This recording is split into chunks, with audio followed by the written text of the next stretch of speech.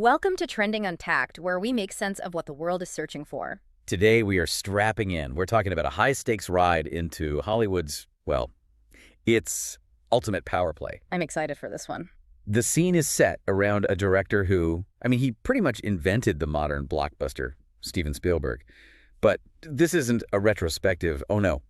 This is a very current, very aggressive battle, both financially and creatively.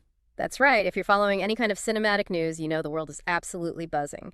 The first trailer for his upcoming sci-fi thriller, Disclosure Day, just dropped. It really did. And it's set for a massive release, June 12, 2026. This isn't just, another anticipated movie. The trailer itself is an event. It's a huge inflection point. This moment is so much more than a new movie announcement. It speaks directly to Spielberg's legacy, to his place in Hollywood right now. And his financial standing, which is being highly scrutinized. Exactly. We are seeing a living legend return to the exact genre he completely dominates, science fiction. And he is doing it in the middle of this incredible high-stakes, what is it, a $10 billion showdown? It's unbelievable. A showdown for the title of the highest-grossing director of all time. Okay, let's get into this investigation. We have pulled together a ton of material, everything from press coverage, really detailed film analysis, and of course the immediate, often brutally honest online reaction. The noodles of the word. Yeah, including some pretty heavy critiques of the CGI, which we will get to. Our mission today is to figure out what Disclosure Day is truly aiming for. Creatively, as this return to his scarier roots, and financially, as this powerhouse he needs to defend a decades-long record. It really is the ultimate intersection of art, commerce, and pure spectacle. The entire story of this high-stakes competition is kind of wrapped up in a single 2-minute teaser. So we're not just exploring a film. No, we're exploring a dynasty under threat. Let's jump right into the core of it then, the central mystery. Because the logline they put out there is instantly chilling. It's so provocative. It really is. It asks, if you found out we weren't alone, if someone showed you, proved it to you, would that frighten you?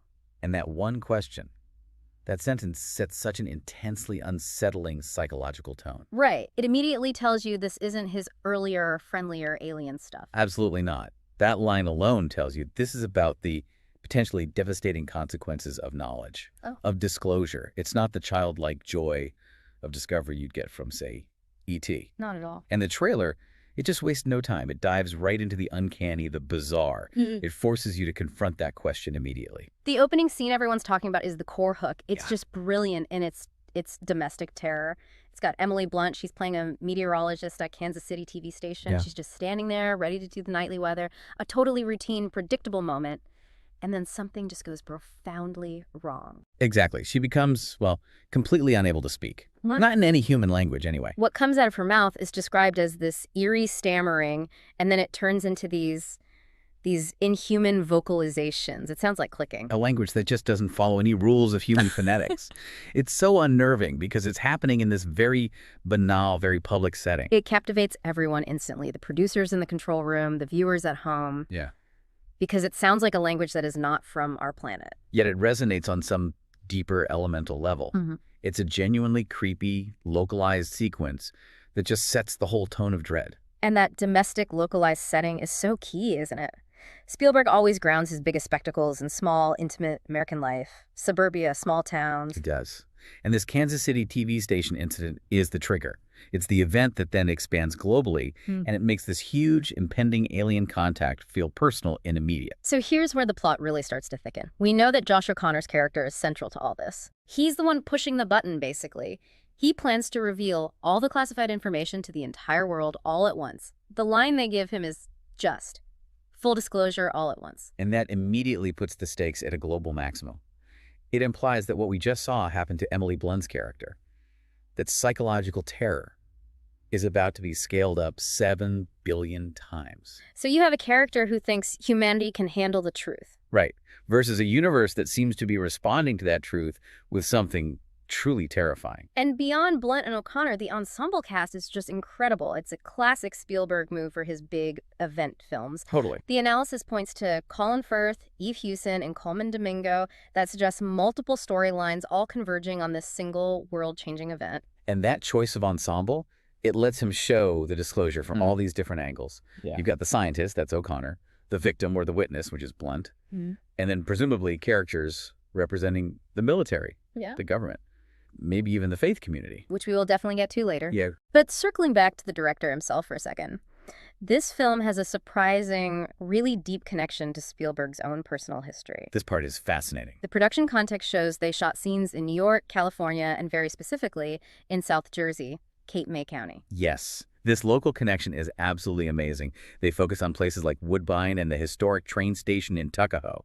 That's where the Cape May Seashore Line's railroad runs. Yeah. And with a Spielberg, a location choice like that is always intentional. Always. The raw data we saw strongly suggests there's a huge dramatic car train crash or maybe some kind of escape sequence. It seems like Emily Blunt's character is trying to evade whatever is pursuing her, which lines up perfectly with filming at a train station in Tuckahoe. But the relevance goes deeper than just a cool set piece. It's a profound return to his origins, almost subconscious. Spielberg spent most of his early childhood right there in Haddon Township, Camden County. And he literally just revisited that entire upbringing in his 2021 film, The Fabelmans. Which was this beautiful, semi-autobiographical meditation on how he fell in love with cinema in the first place. So going back to South Jersey for his massive sci-fi comeback, the very genre he's using to defend his financial title, it feels like a deliberate return to his deepest creative well. I think so. By grounding the largest possible story alien disclosure in the actual landscape of his own youth, he's making the unbelievable feel terrifyingly real, terrifyingly domestic. It adds this deeply personal, almost vulnerable layer to what could just be a gigantic, impersonal blockbuster. It really does. And we also pick up on some fun production trivia. The project was listed under the codename Non-View when they were casting. And it was rumored to be titled The Dish for a while. Which makes sense. The dish, receiving information from the cosmos. And in a really nice local gesture, the mayor of Woodbine actually gave Spielberg a key to the city when the crews were there. That's amazing. It just cements that link between this massive Hollywood machine and this tiny New Jersey town. It's those small details that humanize the spectacle. That's what Spielberg is a master at. Okay, that was a great look at the location and production. Now let's pivot to the creative intent, the kind of movie this actually is. Spielberg is known for being incredibly versatile, right? War dramas, historical epics, action-adventure. You could do it all. But Disclosure Day is being framed, universally, as a return to his biggest blockbusters. And surprisingly, a return to his definitively scarier style. And that is the part generating the most excitement, critically speaking, because it signals a conscious move away from the benevolent, hopeful sci-fi of E.T. or The Wonder of Close Encounters. Right. And towards something much more like the visceral terror of War of the Worlds, or maybe even deeper into his often overlooked horror pedigree. It is surprisingly easy for people to forget Spielberg's horror roots, given his reputation for, warmth and family blockbusters. But let's be absolutely clear. Jaws. From 1975. Oh, yeah. It is arguably one of the most exceptional, influential, and just enduring horror films ever made. The influence is undeniable. Jaws isn't just about a shark. It's a masterclass in tension, in suggestion, in localized paranoia. It's rightly called the first true summer blockbuster. It proved that terror and suspense could dominate the box office. He terrified a generation out of the ocean. That's the definition of effective horror. It is. But his involvement in the genre wasn't just one great white shark. You also have to look at Poltergeist in 1982. Okay, so Tobe Hooper is the credited director. Right. But the rumors have persisted for decades in Hollywood that Spielberg, who was a writer and producer, really helmed a lot of that film himself. His visual style is all over it. And regardless of who is officially in the director's chair, the DNA of Poltergeist, the domestic terror, the invasion of a peaceful suburban home, the use of light and sound, it all aligns perfectly with the kind of suspense Spielberg perfected. That deep collaboration alone shows he has a real talent and interest in the mechanics of the genre. And crucially, even his non-horror films have incredibly frightening, boundary-pushing elements. I mean, the kitchen scene in Jurassic Park is a masterclass in peril. Absolutely. Just shadows and reflection. But the analysis also brought up Indiana Jones and the Temple of Doom. Oh, that's a perfect example of pushing the limits. The intensity of the sequences in that movie. The heart-ripping, the child enslavement, the dark rituals. It was so disturbing that it literally led to Hollywood creating the PG-13 rating. Wow. His films, even the adventure ones, consistently have moments of genuine, psychologically disturbing terror. So if he's leaning back into that high-tension, scarier style for Disclosure Day, what are the sinister vibes we're picking up from this trailer? What tells us this is not Close Encounters 2.0? The pervasive tone is just utter dread.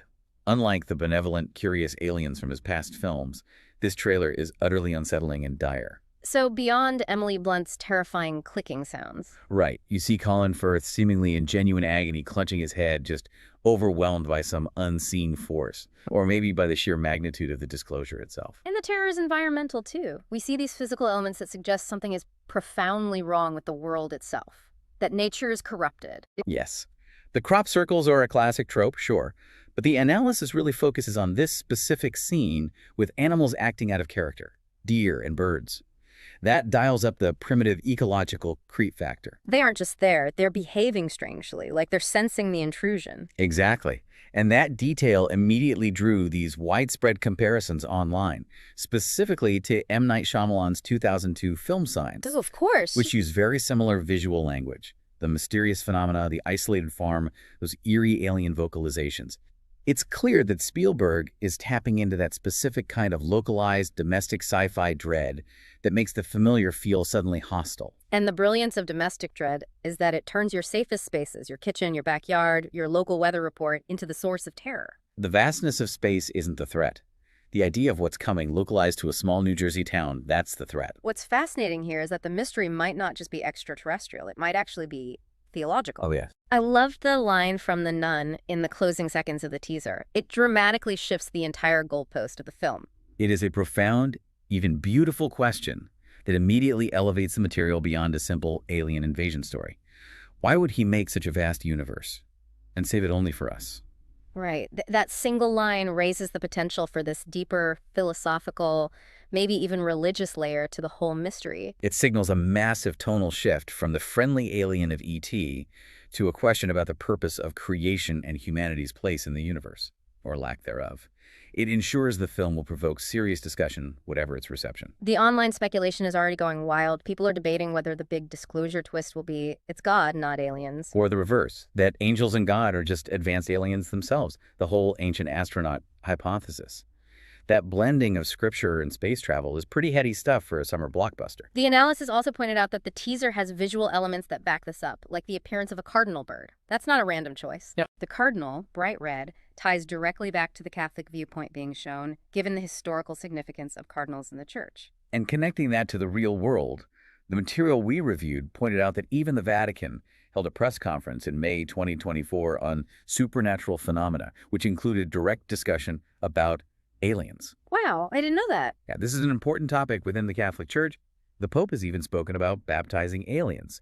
So this movie is clearly touching a raw nerve in the current cultural conversation about faith, exclusion, and the cosmos. Absolutely. The film seems intent on engaging that critical thinking about the nature of truth itself. It forces us to ask, if we are not special, then what are we? And that's a fundamentally scarier question than any physical alien invasion could be. Okay, moving on to the reception of the trailer, which has been extremely lively online.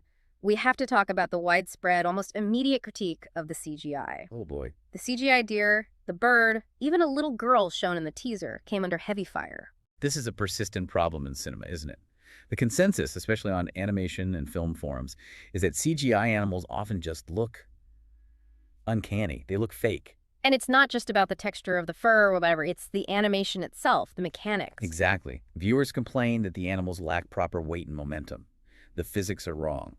Or worse, they're too expressive and subtly anthropomorphic. Right, they look like they're performing, like the animal understands the human drama and is consciously reacting to it, which just pulls you right out of the moment. That's an incredibly sharp critique. When a CGI animal is animated to be perfect for the shot, it hits a mark. It looks at the camera with human-like intensity. You lose the quality of a real animal's mind. Yeah. The programmed perfection looks, ironically, highly imperfect. One commenter even argued that the CGI animal performances need to be worse to feel more real, less perfectly timed. I get that. They need to look like they're acting on instinct, not a script. Bad CGI often looks like bad video game physics. The animal moves too quickly, stops too suddenly, or slides without any real friction or inertia. It's so distracting that someone noted they had just watched I Am Legend and thought the CGI deer from almost 20 years ago looked better than what was in this trailer. Ouch. Now that is a serious indictment. It suggests that either the CGI shots were rushed for the trailer before they were polished, which is common, or there's a serious problem in the execution pipeline, because these are fundamental issues of weight and movement, not just texture mapping. But on a different visual note, we have to discuss the unmistakable aesthetic fingerprint of the film. This is where we get into Janusz Kaminski, Huh. Spielberg's longtime director of photography. His style is instantly recognizable, and apparently it drives a segment of the audience completely nuts. It's his signature look, the silvery exposed Vaseline style, or more commonly, the milky white lighting. A satin finish. Intentional, overexposed, hard lighting. It's been a trademark for Spielberg's films for 2 decades. Minority Report, War of the Worlds, Saving Private Ryan. But this is where the analysis gets interesting, and I have to ask. If Spielberg is really returning to his scary style, why is he still relying on Kaminski's milky white look?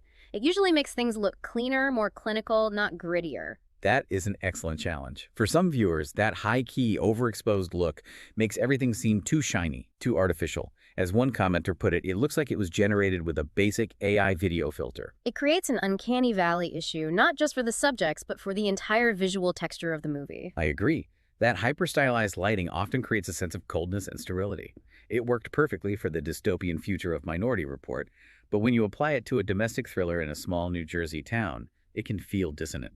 Horror often relies on shadows and grit to heighten dread. This silvery sheen risks sanitizing the terror. But to be fair, we have to acknowledge the pro-Kaminski side. For others, this lighting style is deeply nostalgic. One person said they found his signature lighting so nostalgic and comforting, like a throwback to early 2000s event films. So it's a deeply divisive aesthetic choice, but it is definitively Spielbergian. The question is he choosing this familiar visual language because it's successful and recognizable, or because he genuinely believes this sterile, cold look heightens the feeling of an alien intrusion? The perfect, clean, inhuman thing invading the messy domestic world. It certainly makes the image distinct, which is crucial for marketing. No doubt. The online chatter didn't stop with the technical aspects either. There was also intense scrutiny focused on Emily Blunt's appearance, which is sadly pretty common on the internet when a well-known actor changes their look. The focus was really specific, talking about rumored or apparent cosmetic changes fillers, a facelift that some viewers found distracting, especially in the close-ups in the teaser. And that led to some pretty cynical speculation, which, we have to report impartially. That cynical speculation, which is pure internet theory, was that the jarring look might be deliberate, intended to make her look like a, quote, cheap surgery local weather lady, end quote, to fit the character. Whether it's deliberate or not, that level of scrutiny highlights how everything in a major blockbuster is analyzed under a microscope. It forces you to wonder if the aesthetic dissonance is intentional character work or just the nature of modern celebrity. And finally, a quick note on the title itself, Disclosure Day. It's generated some debate about its bluntness. It's not the snazziest title, I'll give you that, but it's highly specific and functional. The addition of day is key. How so? The official title sets up an historic, calendared event, a singular moment in history, kind of like Star Trek's First Contact Day. It makes a lot of sense for a film promising global, immediate, irreversible change. And crucially, the analysis points out why they probably added the word day. It was almost certainly to avoid confusion with the 1994 Michael Douglas and Demi Moore film that was also called Disclosure. Exactly. That was a political drama thriller about sexual harassment. Right. Using just disclosure would create massively skewed expectations. And a marketing nightmare. Totally. The simple addition of day clarifies the genre and the stakes. This is a world-altering event, not an HR drama. Now we get to the segment that explains why this film is absolutely critical to Hollywood, not just cinematically, but financially. This is the box office showdown, and the stakes here they're genuinely massive. They are unprecedented in director history, and they are playing out this week. Right now, Steven Spielberg is currently, and has been for decades, the highest-grossing filmmaker of all time. Across 33 feature films, his movies have made over $10.7 billion worldwide. That's staggering. That is volume and consistency over a 5-decade career. But there is a clear and present danger to that record, and his name is James Cameron. The nearest challenger is James Cameron, who has amassed a phenomenal $8.7 billion worldwide. But here's the critical difference. This is the whole basis of the showdown. Cameron achieved that total from only 9 feature films. Only 9. That is an efficiency we rarely see in Hollywood. To put it in perspective, the average gross per film for Spielberg is around $324 million. For Cameron, the average gross per film is nearly $967 million. So Cameron's films, when they hit almost 3 times harder on average. And that's because Cameron has cornered the market on epoch-making technical event cinema. Starting with Titanic in '97, his last 3 movies, Titanic, Avatar, and Avatar. The Way of Water have each made over $2 billion globally. Avatar itself is at almost $3 billion. That's not just success, that's gravitational box office pull. And here is the immediate, real-time threat. Cameron's 10th feature, Avatar. Fire and Ash is releasing this week. The box office speculation is intense because if that film just equals the global total of its predecessor, The Way of Water, which was $2.32 billion, James Cameron will definitively overtake Steven Spielberg for the all-time box office director title. He wouldn't just scrape by, he would surpass him by a couple $100 million. For Spielberg, who has held this title for so long, this has to be a moment of intense competitive pressure. It's a race of titans happening in real time. And for Spielberg, the pressure is immense because his recent artistically acclaimed films, West Side Story, The Fabelmans, they didn't connect with the post-pandemic theater audience in that massive blockbuster way. They were critical hits, but financially, they didn't move the needle against Cameron's relentless juggernaut. And that is precisely why Disclosure Day is so crucial. It represents a vital, immediate return to Spielberg's most lucrative wheelhouse. If you look at the cold, hard data, his 6 highest-grossing films across his entire career are all science fiction or adventure films reliant on spectacle. Let's list those just to show the pattern. It's led by the original Jurassic Park at over $1 billion, then E.T., Indiana Jones and the Kingdom of the Crystal Skull, The Lost World, War of the Worlds, and Ready Player One. And 5 of those 6 involve aliens, dinosaurs, or massive virtual reality worlds. This means if Cameron surpasses him this week with Fire and Ash, Disclosure Day is Spielberg's primary and perhaps fastest opportunity to retake the crown. So to do that, the film probably needs to make, what, 1.2 to 1.5 billion worldwide? At least. It needs to land comfortably in his highest grossing territory. And the marketing seems to understand this perfectly. They aren't selling a small, introspective drama. Yeah. They are generating maximum intrigue, emphasizing the global scale, the doom, the return to the classic sci-fi event. They want audiences to recognize this immediately as a classic event-level Spielberg experience. So the momentum is already building to position this movie to potentially gross enough to pass Cameron again if the crown is temporarily lost. So whether or not the CGI deer are convincing, the financial motivation behind this movie is perfectly clear. It's legacy preservation. It's a critical, high-level business strategy. It shows that even at the highest levels of cinematic art where Spielberg operates, the competitive spirit of the box office still drives creative decisions. It dictates the choice of genre and the timing of a release. This film isn't just a passion project. It's a necessary strategic strike in a global box office war. We mentioned the 1994 Michael Douglas Demi Moore movie Disclosure, but we should address this separate, intriguing phenomenon, why that older film is suddenly trending again, completely separate from Spielberg's new movie. It's a classic, beautiful example of algorithm-driven cultural revival. The original 94 Disclosure was a political drama thriller exploring these really charged themes of power, secrecy, gender dynamics in the workplace. It had a mixed reception at the time. But now, because of how streaming platforms cycle and recommend older content and algorithms pushing it based on searches for the new film, it's having a major resurgence. People are talking about it on TikTok and Reddit and watching it again. And what's truly fascinating is the sudden modern relevance. The mixed reception it got in 94 has completely shifted. Modern audiences are finding its core themes: institutional secrecy, lack of transparency in corporations, power dynamics, far more resonant today than they were 30 years ago. The cultural context has changed. In 1994, maybe it felt like a thriller. Now, in the age of whistleblowing and digital leaks and corporate cover-ups, the whole premise feels less like fiction and more like current events. That's the profound power of timing, isn't it? A film that was moderately received now gets a second life narrative, simply because society, aided by the information age, finally caught up to its subject matter. It just highlights the vital role of digital platforms in cultural revival. A film's legacy is always mutable, shaped less by its initial release and much more by the evolving cultural context it's viewed within. So we're seeing this dual disclosure happening. A major director preparing to ask a cosmological question about universal truth, and at the same time, an older, quieter film is suddenly speaking volumes about terrestrial corporate truth. That is a very powerful way to put it. Both are centered on the necessity of knowing what the powerful are hiding. You have the new Spielberg film tackling the massive, world-altering truth of alien life, and at the same time, an older film with the same title tackling the micro-level, institutional truths we confront every day. If we connect all these threads, it raises this important question that unites the cinematic fight for the box office crown, the existential fear of alien contact, and the relevance of a 90s corporate thriller. What does it truly mean that stories challenging our perception of truth always resonate? Whether it's about alien life, institutional secrecy, or the cinematic machine itself, the human drive for disclosure, big or small, seems to be a foundational, existential, and commercial necessity. It is the engine of art, curiosity, and competition. That is an excellent thought to chew on as we await the results of the Cameron-Spielberg showdown and the arrival of Disclosure Day in 2026. Thank you for walking us through that cinematic, philosophical, and financial battleground. My pleasure. Next time on Trending Unpacked, we're switching gears to a softer kind of trend, unpacking chocolate nails, the beauty look quietly taking over social feeds.